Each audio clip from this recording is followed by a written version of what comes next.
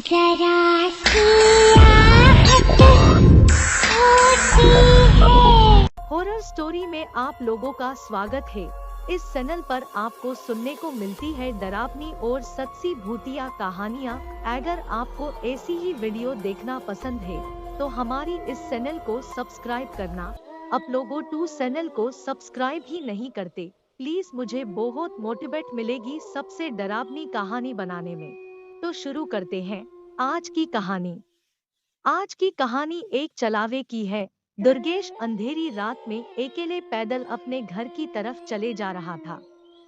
क्योंकि दुर्गेश अपने खेतों के काम से पास के ही गांव में गया हुआ था, पर उसे वहां से वापस निकलने में ही लगभग रात के 9 बज गए थे।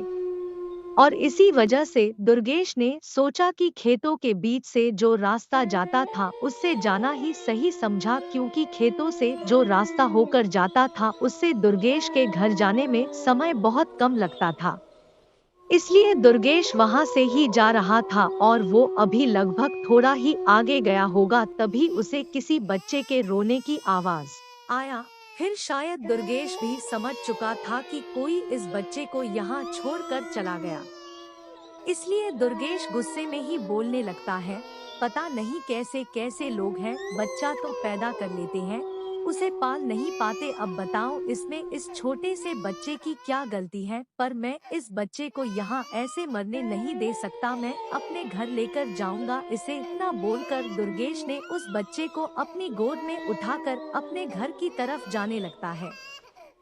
पर दुर्गेश अभी भी गुस्से में ही था, वो अभी भी कुछ ना कुछ उल्टा सीधा बोलता हुआ जा रहा था।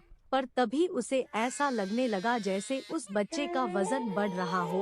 पहले तो उसने सोचा कि शायद यह उसका कोई वहम होगा, इसलिए वो इस बात पर कुछ ज्यादा ध्यान नहीं देता। पर वो जैसे जैसे आगे जा रहा था तो वैसे वैसे उस बच्चे का वजन भी बढ़ते जा रहा था।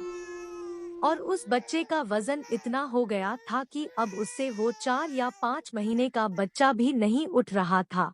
पर तभी दुर्गेश ने उस बच्चे के पैरों की तरफ देखा तो उसके अंदर एक डर की हवा सी चलने लगी, क्योंकि उसने देखा उस बच्चे के पैर अब इतने बड़े हो गए थे कि वो बस जमीन में टच होने ही वाले थे। यह देखकर दुर्गेश ने तुरंत उस बच्चे को अपनी गोद से फेंक दिया।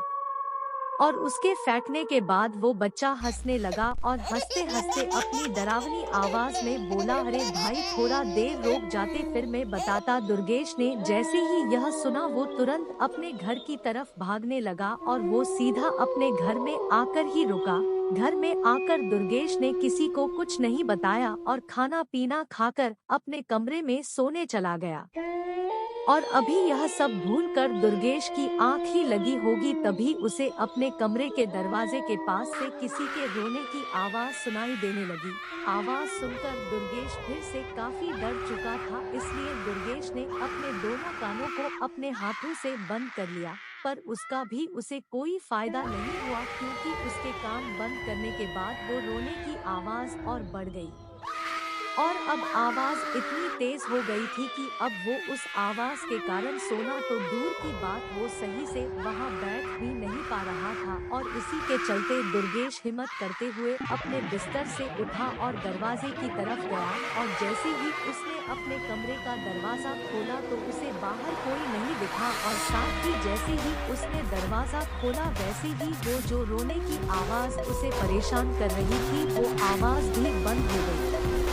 पर अब दुर्गेश को उस कमरे में अकेले सोने बहुत डर लग रहा था, इसलिए वो सीधा अपने दादा के कमरे में गया और उनको सारी बात बताई। तो उन्होंने घर के मंदिर में जो गंगा जल डिब्बा रखा हुआ था उसमें से थोड़ा सा गंगा जल दुर्गेश के ऊपर डाला। फिर दुर्गेश से कहा, दुर्गेश आज तुम यही सो जाओ, फिर सुबह सब ठीक हो जाएगा। और फिर उसके बाद दुर्गेश अपने दादाजी के कमरे में ही सो गया। और फिर उसके बाद दुर्गेश को कभी ना तो वो बच्चा दिखा और ना ही उस बच्चे की रोने की आवाज सुनाई दी। तो दोस्तों, आप लोगों को ये कहानी कैसा लगा? अगर अच्छा लगा तो कमेंट में जरूर बताइएगा। ये एक रियल घटना पर आधारित है।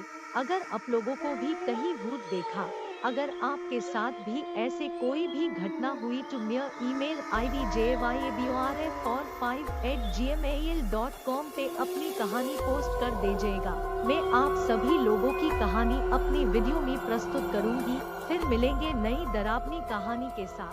तब तक के लिए बाय।